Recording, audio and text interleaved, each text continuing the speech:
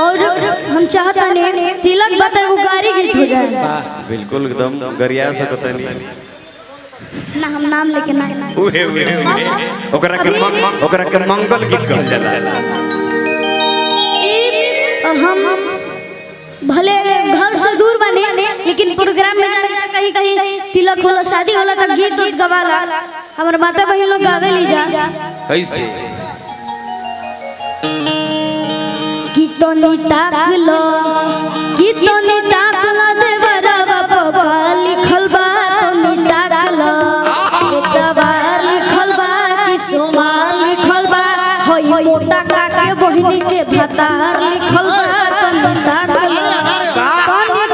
अरे हई तीनू का करे आइल बाड़ी सो अपन बहिन के थी करवावे एने आओ होने आओ उनकर गाड़ी हम अच्छा बाद में ए राकेश भाई हमने के एजेंट आइल बनी जहां तिलक पड़ल बा सही बात बा ई लोग ओहिजे से आइल बा। अच्छा तिलक देवा लोग आइल लोग तिलक देवा लोग बालों की चल गई कोई लोग लो आइए तीनों आदमी आइए तीनों आदमी आजा उठा लो आइए खड़ा तनी ताकलो देवरा बाबा लिखल बा तनी ताकलो देवरा बाबा लिखल बा तबा लिखल बा कि सोमा लिखल बा होई मोटा काके बहिनी के भतार लिखल बा ताकलो ए आर्यन हम चाहत कि चाहत बाबू के भी साथे परफॉर्मेंस लेके चलो ताकि और भी आनंद आवे।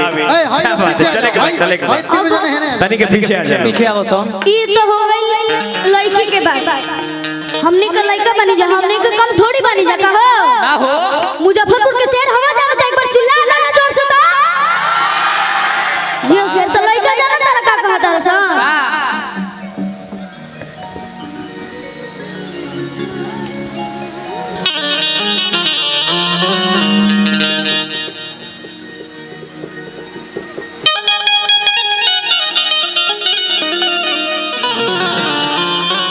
देखावा एतवार लिखल बा कि सोमा लिखल बा हई मोटकी के बहिनी के भतार लिखल बा तुम ताकलो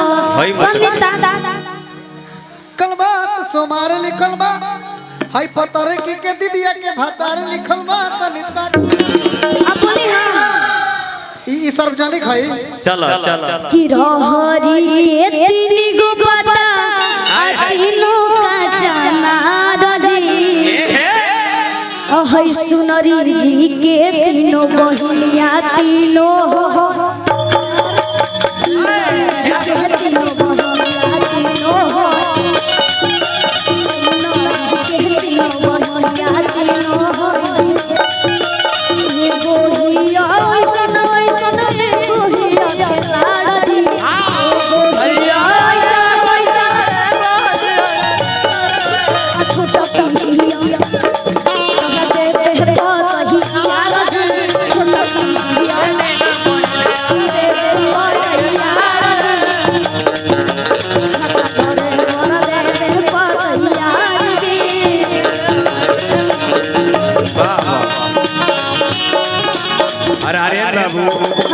जगदीश दरफरी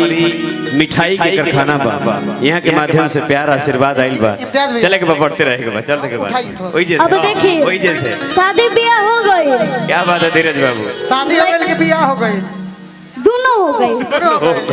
गई जगह तोहरा पापा के लड़की घर में आवती है रात बिरात के बात बा तो नींद में झोकाइल रहता रही जा उनकर सास कहता रही का कहता रही कि हड़ा बड़ा कहानिया चलस हरा जोता के जमला रे धीरे धीरे मोरा बाबू चलसा पति साहेब के जमला रे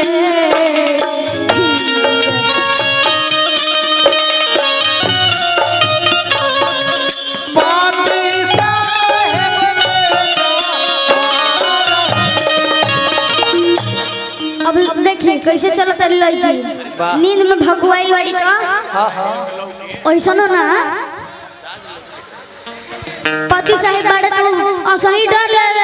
ए जे कतना लोग बड़े बियाह हो गइल लेकिन मेहरारू से डरे रहेला डर बनू ए पियर की अपन चेची से नहीं के वो तो घर जाके बात पता चली जब देखिए हम जानू भाभी अभी तब पता चल जाई इना मिना टीका से